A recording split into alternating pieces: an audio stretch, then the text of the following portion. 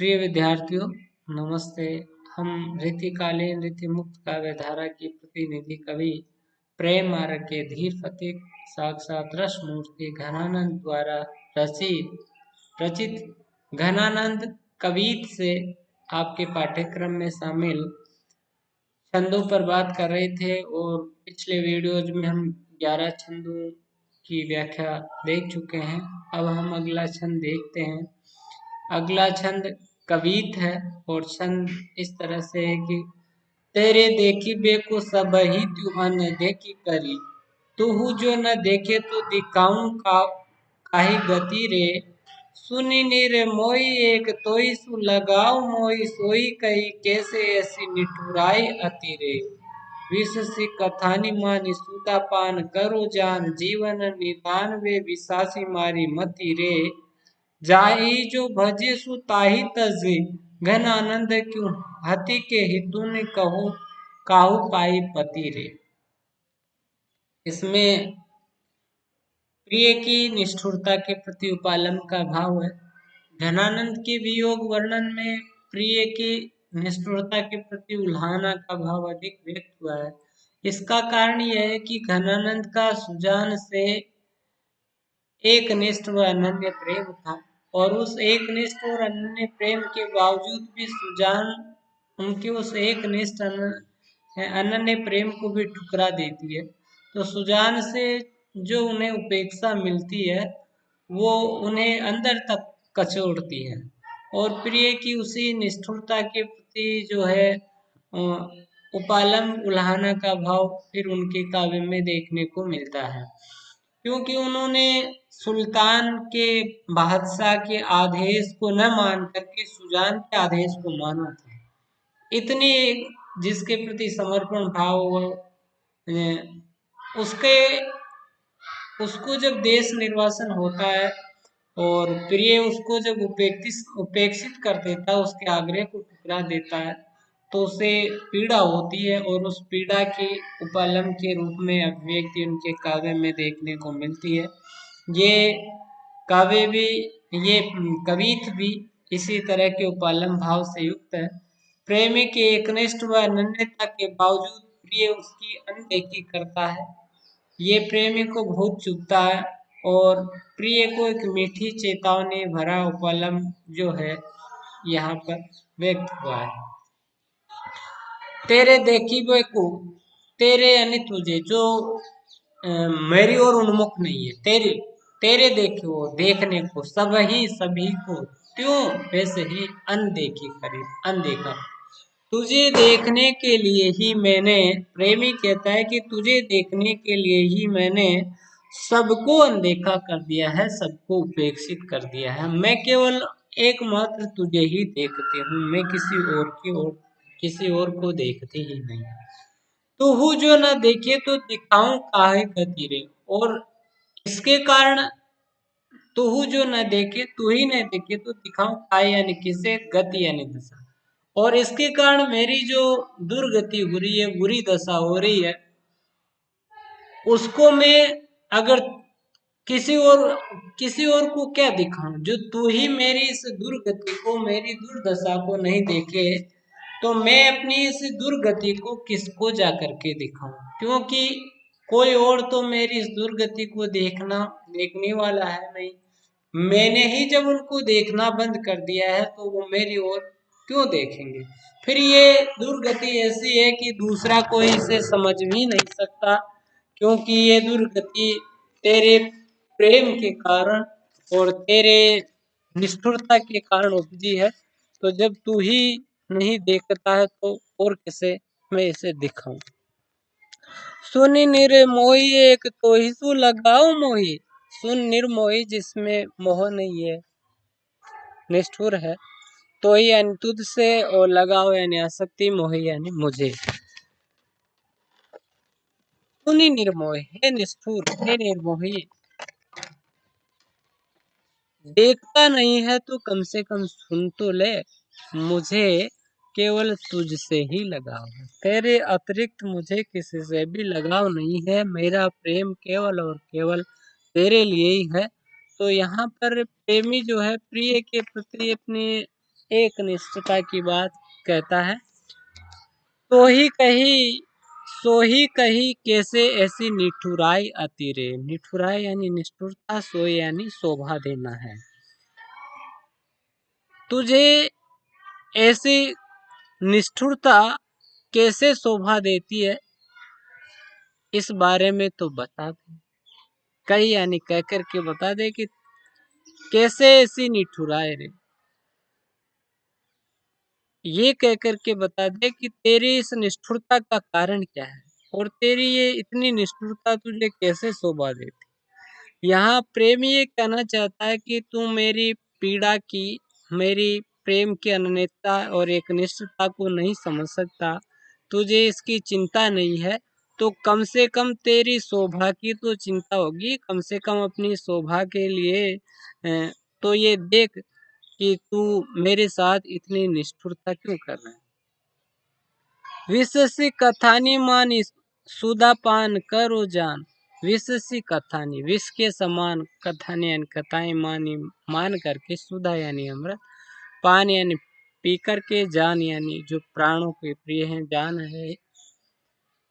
जीवन निधान, जो जीवन का खजाना, विश्वास यानी विश्वासघात।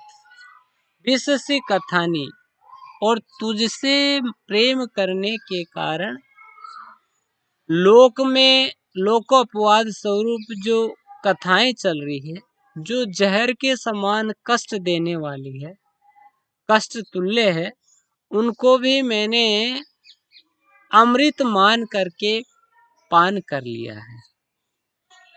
तुझसे एक निष्ठ अनन्य प्रेम करने के बावजूद भी जिसको समाज से स्वीकृति नहीं है, उस एकनिष्ठ और अनन्य प्रेम के कारण लोक में जो कथाएं चल रही है, जो लोकोपवाद जो मुझे झेलना पड़ रहा है, जो कि जहर के समान कष्टदायक है, उसको भी मैंने तेरे प्रेम के कारण अमृत मान करके पी लिया है, अर्थात उन लोकोपवादों को भी सहन कर लिया है।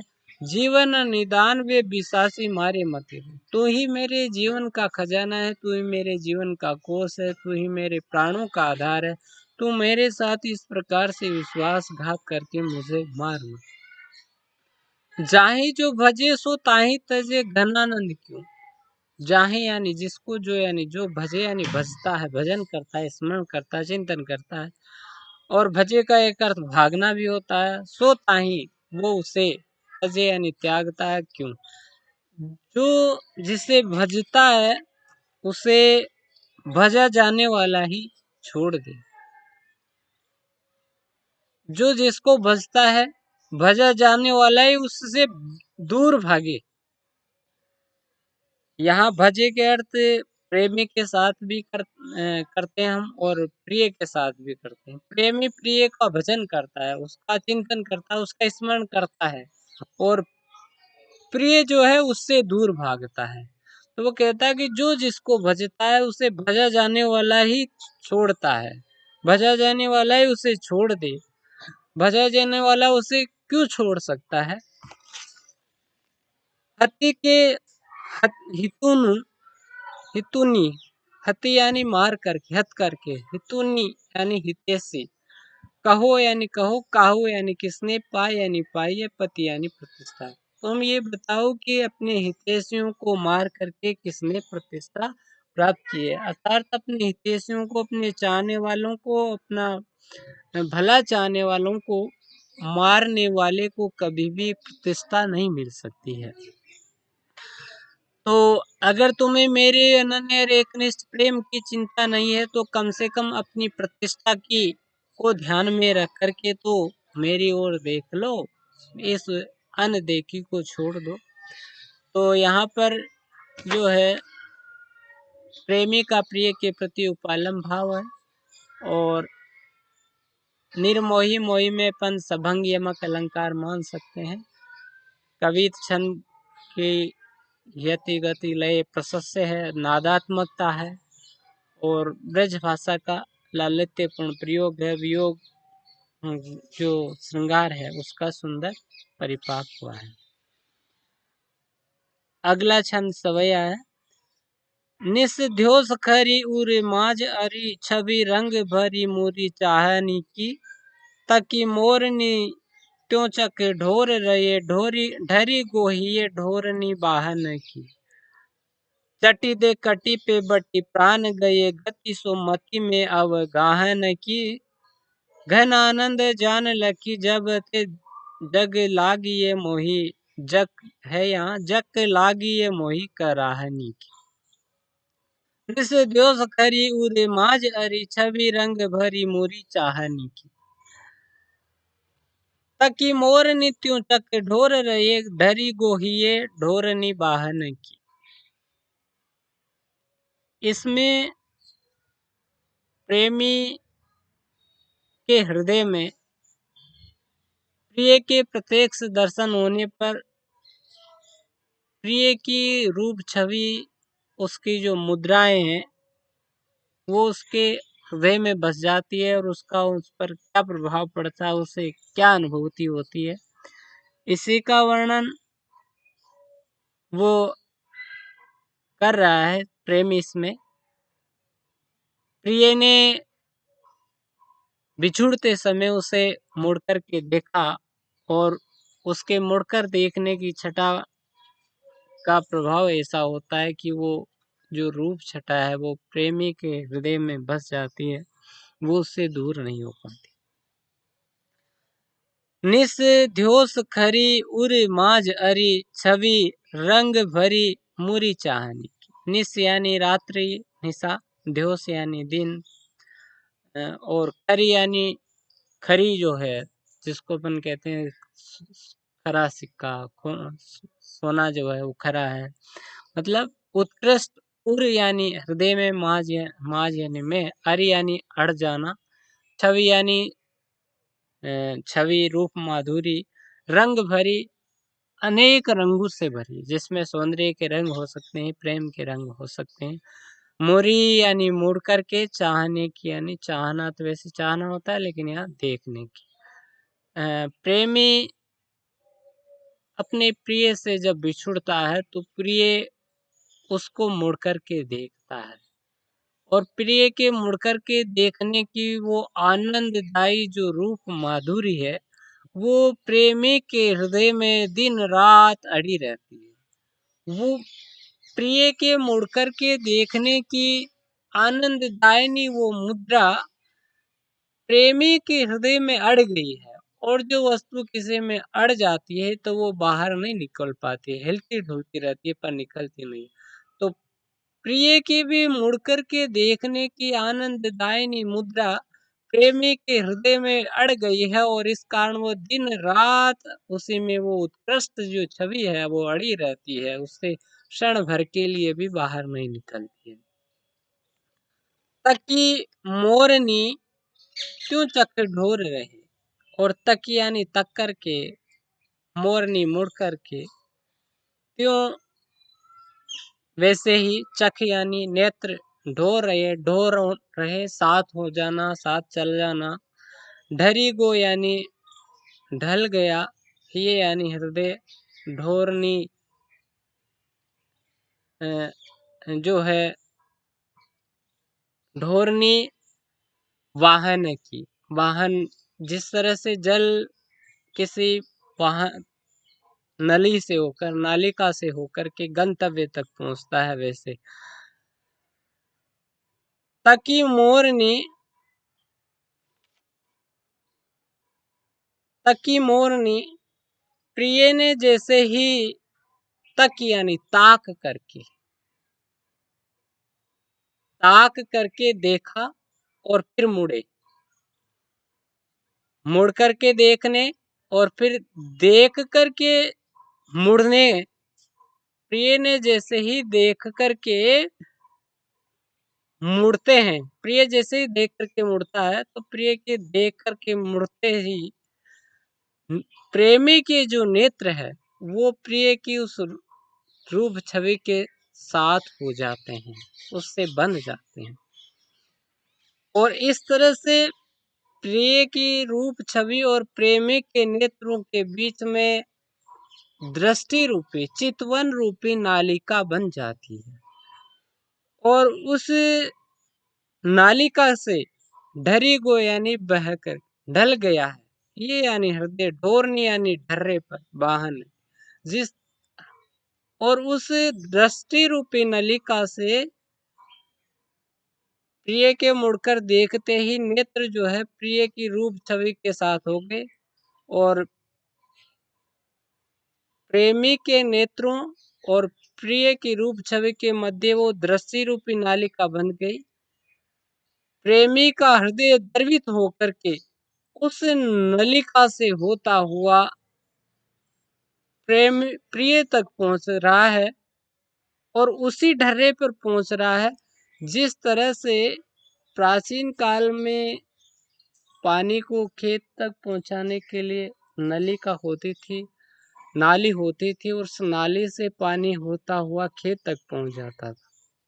तो उस पानी के ढर्रे से ही, पानी के बहने के ढर्रे के समान ही हृदय भी द्रवित होकर के दृष्टि रूपी नलिका से प्रिय तक पहुंच गया, और प्रिय द्वारा प्रेमी के हृदय को आते हुए देख करके क्या प्रिय करता, चटी दे यानी शीघ्रता से, कटी पर यानी कमर पे, बटी यानी बल, शीघ्रता से कमर पर बल देकर अर्थात कमर को घुमा करके, प्राण गए गति सु, प्राण यानी प्राण, हृदय, जीवन, गया गति सु, गति के साथ, वेग के साथ, मति में अवगाहन की, मति यानी बुद्धि, अवगाहन यानी डूबना। और जैसे ही प्रेमी के हृदय को अपनी ओर आते हुए देखा तो प्रिय जो है अपनी कमर पर शीघ्रता से बल लगा करके मुड़ जाता है और बुद्धि में डुबकी लगाने लगता है, बुद्धि में अवगाहन करने लगता है।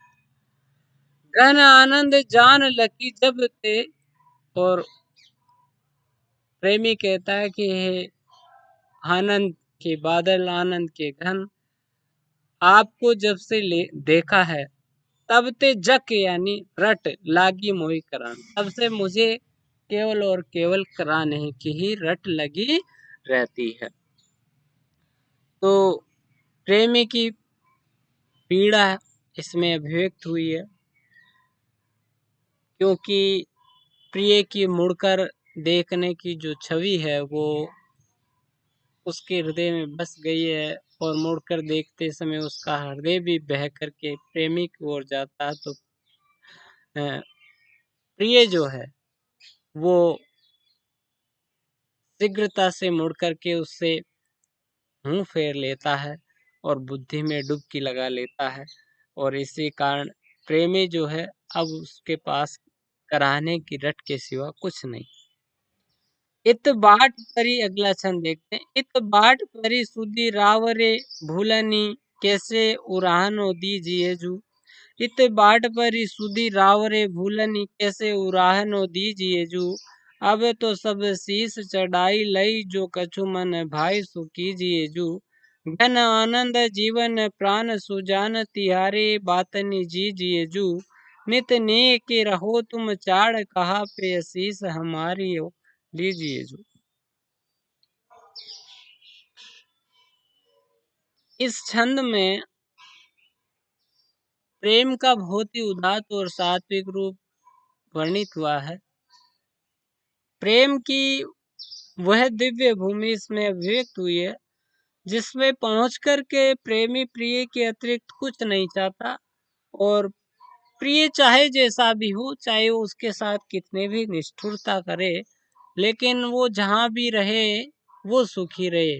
तो प्रिय की निष्ठुरता के बावजूद भी उसकी मंगल की कामना, ये प्रेम का बहुत ही उदात्त रूप है, और उसी प्रेम के उदात्त रूप की अभिव्यक्ति इसमें हुई है।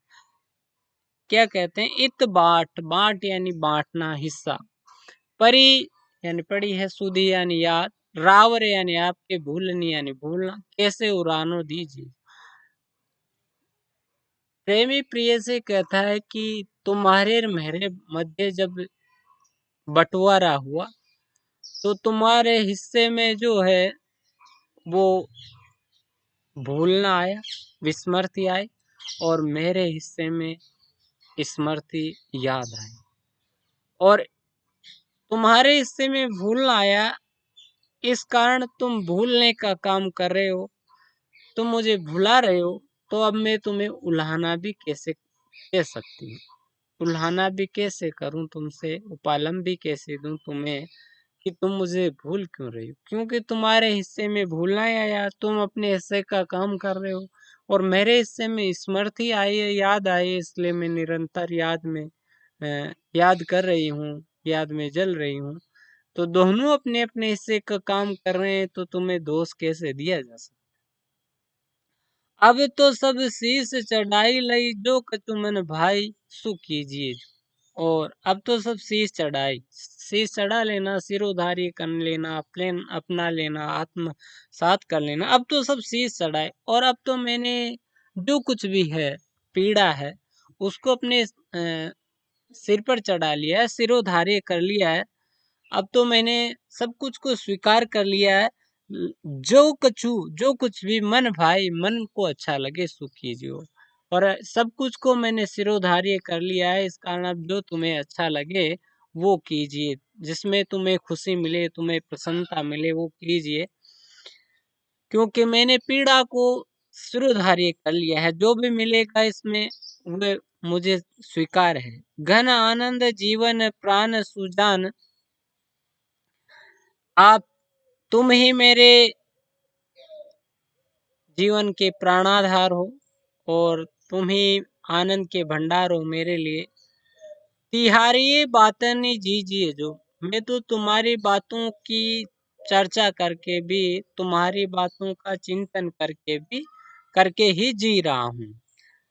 तुम नित नी के रहो, नित यानी हमेशा, निक यानी अच्छे रहो। तुम्हें चाड़ यानी चाड़, कहा क्या है, पे असीज हमारी लीजिए। नित नी के रहो तुम हमेशा सुखी रहो, अच्छे रहो। चाड़ कहाँ पे, तुम्हें क्या इच्छा है, क्या अभिलाषा है? तुम तो केवल अच्छे रहो, सुखी रहो, प्रसन्न रहो, यही हमारी चाह है, और हमारा ये आशीर्वाद है, हमारी ये दुआ है कि तुम्हें हमेशा हर जगह जहाँ भी रहो प्रसन्नता और खुशी मिले। तो प्रिय की निष्ठुरता के बावजूद भी प्रेमी की प्रिय के लिए मंगल कामना इसमें अभिव्यक्त, और ये प्रेम के उस उच्च भावभूमि को दर्शित करता है, जिसमें प्रेमी हर तरह की पीड़ा उठाकर भी प्रिय के हित की कामना करता है, प्रिय का हित चाहता है, उसकी प्रसन्नता चाहता है। उसे चाहे कि खुद कितना ही कष्ट उठाना पड़े, पर प्रिय को किसी तरह का कष्ट नहीं हो। ये प्रेम की बहुत उच्च भूमि में दिव्य भूमि है, और उसी की अभिव्यक्ति यहाँ पर इसमें हुई है। सवैया छंद है ब्रजभाषा का, लालित्यपूर्ण प्रयोग है। धन्यवाद।